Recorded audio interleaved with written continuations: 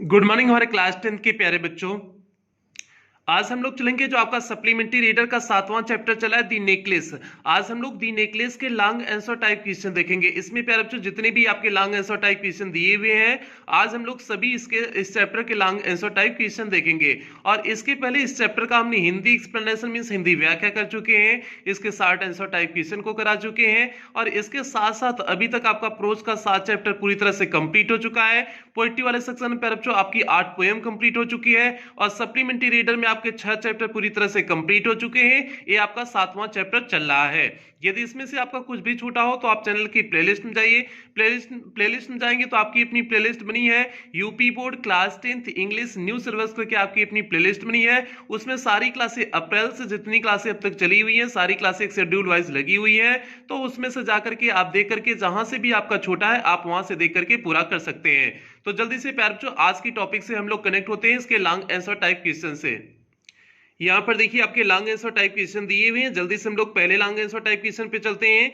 और पहले long answer type question पे चलने से पहले एक ही बात कहेंगे, जो भी बच्चे चैनल पे पहली बार आए चैनल को सब्सक्राइब करेंगे, वीडियो को लाइक करेंगे और क्लास 10 के सभी बच्चों में वीडियो को अवश्य शेयर करेंगे प्यारे बच्चों, ये आपकी जिम्मेदारी है।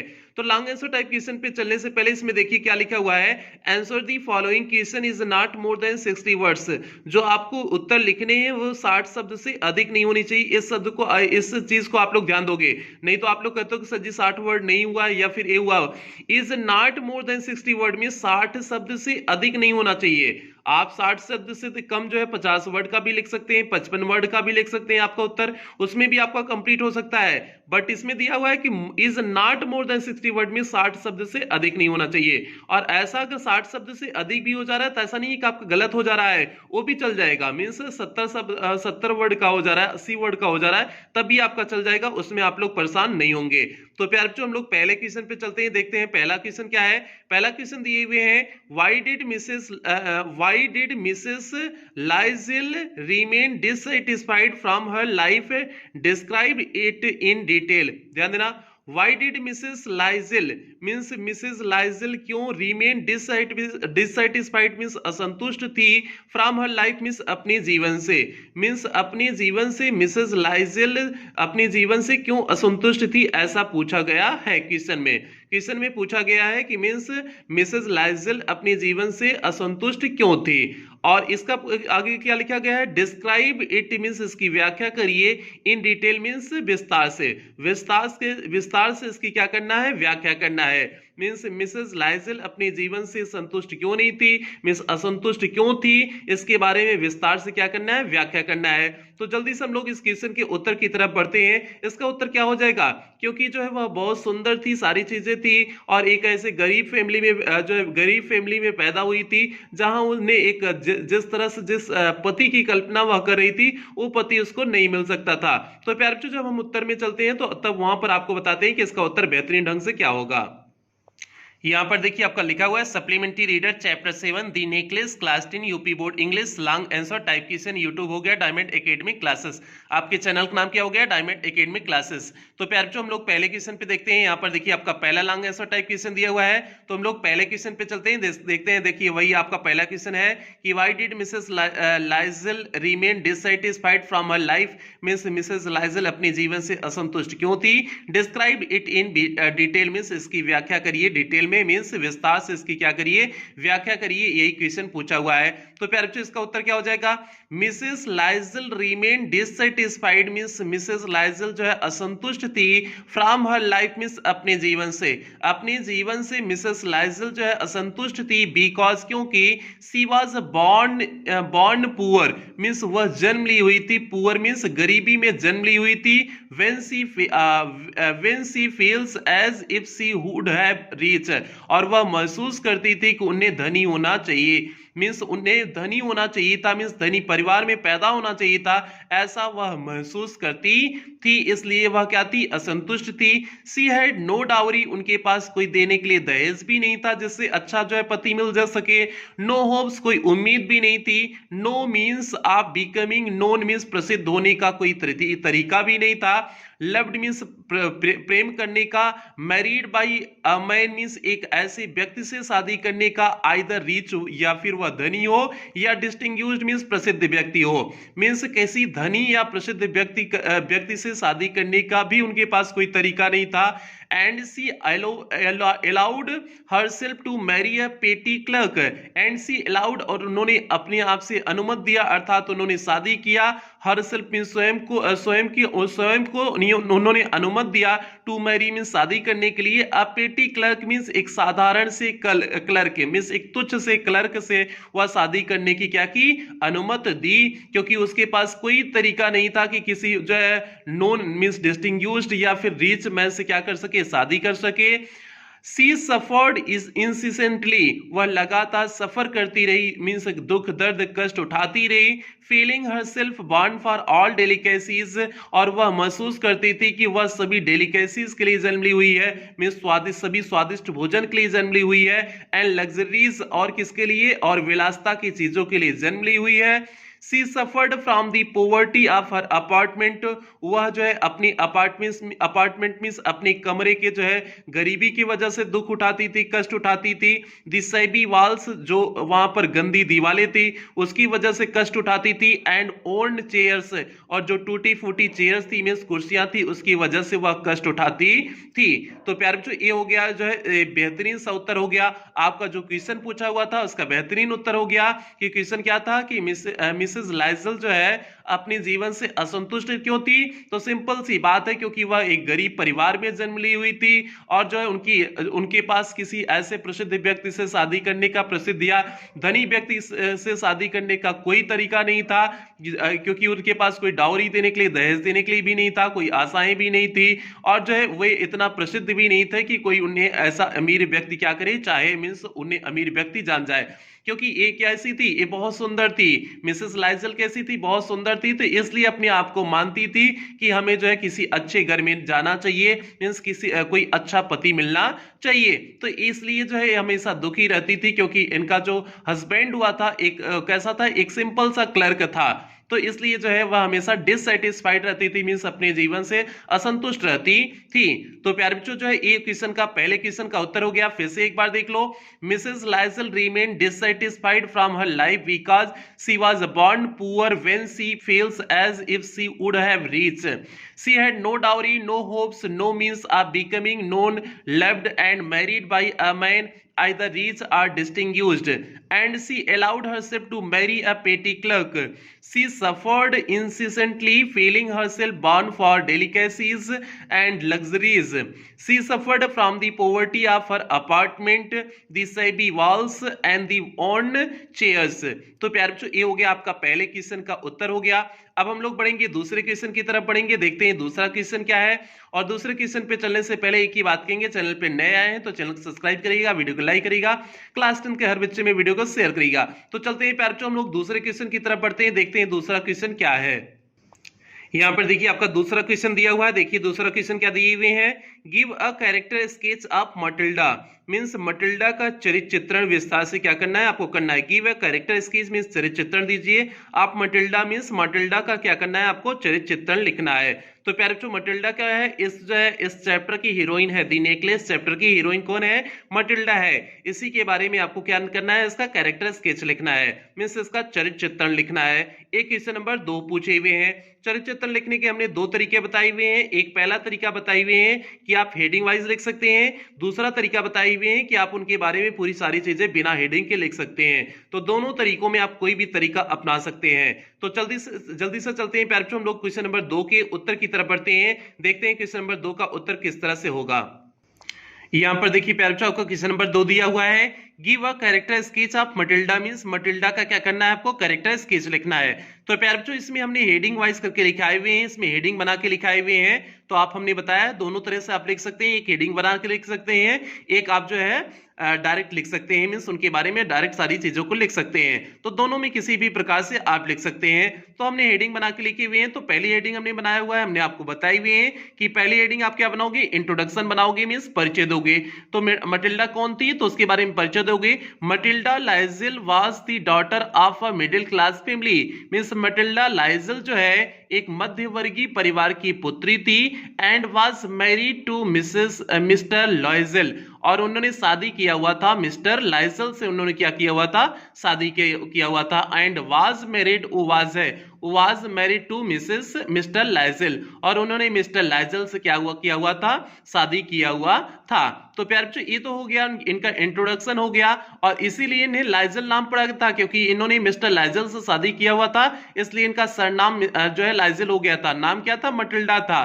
ठीक है, तो प्यारे बच्चों ये हो गया आपका पहला हेडिंग हो गई। सेकंड हेडिंग आपका हमने बनाया हुआ है हर फिजिकल अपीयरेंस, मींस उनकी शारीरिक जो अपीयरेंस थी, कैसे दिखती थी, वो सेकंड हेडिंग आपकी हो गई है। मींस किस प्रकार से दिखती थी, सुंदर उंदर दिखती थी कि नहीं दिखती थी, एकदम सुंदर थी ना, तभी तो सोचती थी कि हमारा ब्याह ऐसा आदमी से हो कि जो खूब पैसे वाला हो।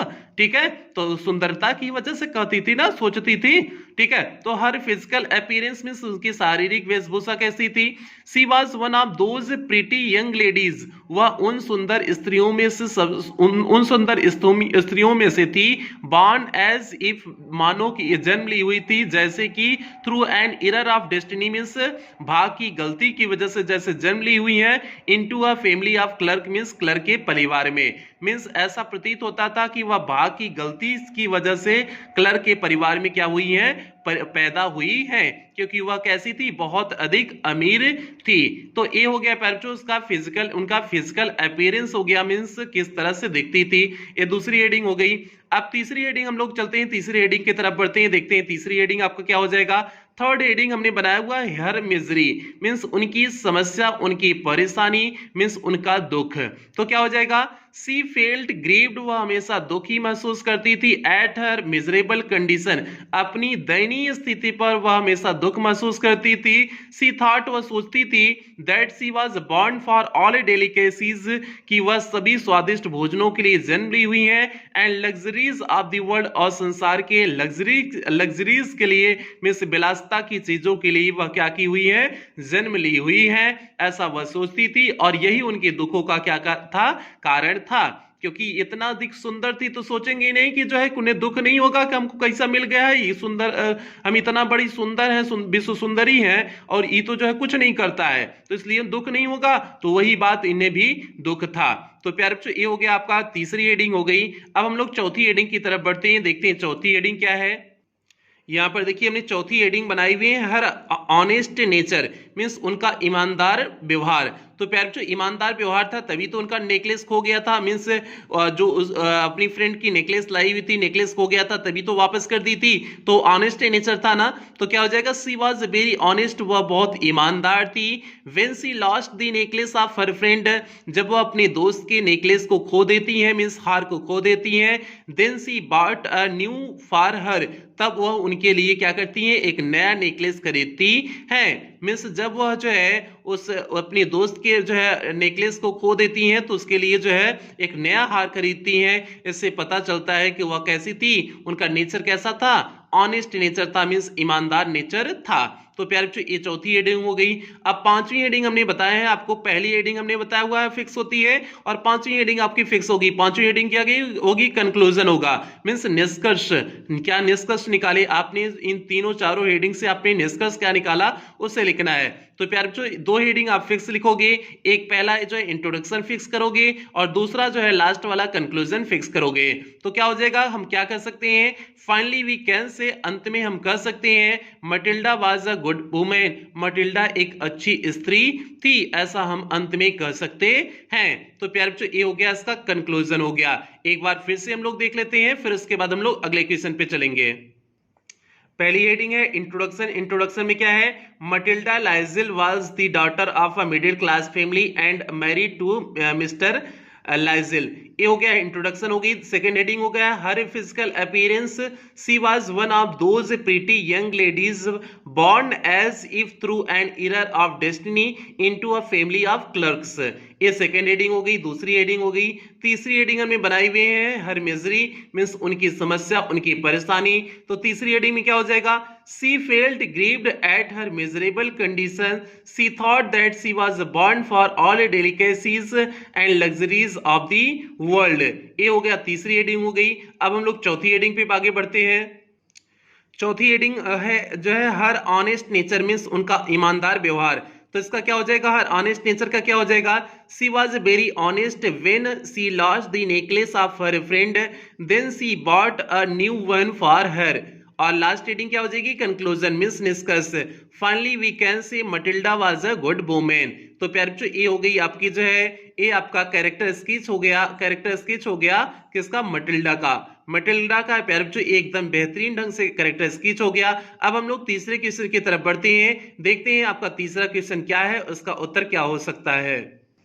यहां पर देखिए आपका तीसरा क्वेश्चन दिया हुआ, देखिए जल्दी से तीसरा क्वेश्चन क्या दिया हुआ है, What kind of husband Mr. Liesel was? Means mister Lizol किस प्रकार के पति थे, डिस्क्राइब इट इन डिटेल, इसकी व्याख्या करिए विस्तार से। तो प्यारे जो पूछा गया है कि what kind of husband mister Loisel was, mister Lizol किस प्रकार के पति थे, describe it in detail means इसके बारे में विस्तार से व्याख्या करिए। तो प्यारे बच्चों मिस्टर लाइजल किस प्रकार के पति थे, एक बहुत प्रेम करने वाले पति थे ना, अपनी पत्नी का बड़ा ख्याल रखते थे ना। तो कैसे ख्याल रखते थे, सारी चीजें, और ख्याल नहीं रखेंगे तो रह पाएंगे कैसे, घरवा में कैसे रह पाएंगे, पत्नियां कैसे रहने देगी, जीने देगी, अगर बेचारे उसका ख्याल नहीं रखेंगे। तो जल्दी से चलते हैं प्यारे बच्चों, हम लोग इसके उत्तर की तरफ बढ़ते हैं, तो फिर देखते हैं किस तरह से जो है मिस्टर लाइजल जो है, मिस्टर लाइजल किस प्रकार के पति थे। तो हम लोग जल्दी से इसके उत्तर की तरफ बढ़ते हैं, क्वेश्चन नंबर 3 के उत्तर की तरफ हम लोग आगे बढ़ते हैं। यहां पर देखिए प्यारे बच्चों आपका क्वेश्चन नंबर 3 दिया हुआ है, what kind of husband mister Loisel was, mister Lizol किस प्रकार के पति थे, describe it in detail means इसकी विस्तार से व्याख्या करिए। तो प्यारे बच्चों इसके क्वेश्चन के उत्तर की तरफ बढ़ते हैं। Mister Loisel was a caring and loving husband, mister Lizol जो है एक ध्यान देने वाले और प्रेम करने वाले क्या थे, हस्बैंड थे मींस पति थे। He was an ordinary person, वह एक बहुत साधारण से व्यक्ति थे। Who was happy with his life, जो अपने जीवन से क्या थे, प्रसन्न थे मीन्स खुश थे, जो अपने जीवन से खुश थे। वे एक साधारण से व्यक्ति थे जो अपने जीवन से क्या थे, खुश थे।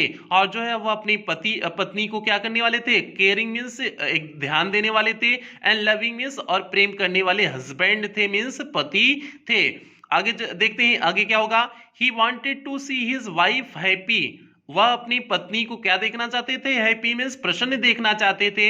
As he always think about his wife's happiness, जैसा कि वह हमेशा अपनी पत्नी के जो है हैप्पीनेस मीन्स प्रसन्नता के बारे में सोचते रहते थे। And he try his best to fulfil it, और वह अपना सर्वोत्तम करते थे इसकी पूरा करने के लिए, मीन्स उसकी जो है खुशी को पूरा करने के लिए वह अपना सर्वोत्तम करते थे, मीन्स अपना बेहतरीन करने की कोशिश करते थे। He also thinks about his wives comfort, वह अपनी पत्नी के कंफर्ट मींस आराम के बारे में भी सोचते थे। For his wives new beautiful cloth, अपनी पत्नी के नए कपड़े के लिए। ही सैक्रिफाइसेस, उन्होंने बलिदान कर दिया। हिज ऑल सेविंग्स मींस अपनी सभी बचाए हुए पैसे का बलिदान कर दिया। Which he saved for his gun dream, जिसे वह अपनी बंदूक खरीदने के स्वप्न, बंदूक खरीदने के जो उनका स्वप्न था उसके लिए जो बचा के रखे हुए थे, वो सभी पैसे उन्होंने, सभी सेविंग के पैसे क्या कर दिए हुए थे, इसके कपड़े खरीदने में मींस अपनी वाइफ के ब्यूटीफुल क्लॉथ खरीदने में क्या कर दिए थे, लगा दिए हुए थे।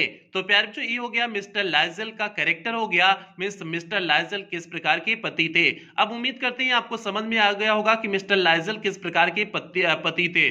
तो किस प्रकार के पति थे, मीन्स मेहरारू को खूब मानने वाला पति थे, मीन्स मेहरारू ना कह दे तो तुरंत उसको अप्लाई करते थे, अगर नहीं करेंगे तो वैसे जो है समस्या घर में हो जाएगा, महाभारत हो जाएगा, चिल्लाने लगी, मुंह फुलिया लेगी और कहेगी कि हम इतना सुंदर है और हमको कुछ दिलवाते उलवाते नहीं है। ऊपर से सुंदर वो थी, वैसे जो है चिड़ी हुई थी कि जो है कि हम इतना सुंदर है, इस पति के साथ एक साधारण सा कलर का हम इसके साथ है और ऊपर से कुछ दिलाएगा नहीं, तो बताओ कैसे बेचारी रहेगी। तो वही बात है कि इसलिए बहुत क्या करते थे, मानते थे, मिस्टर लाइजल अपनी पत्नी को बहुत मानते थे। तो फिर से इसके उत्तर को एक बार देख लो।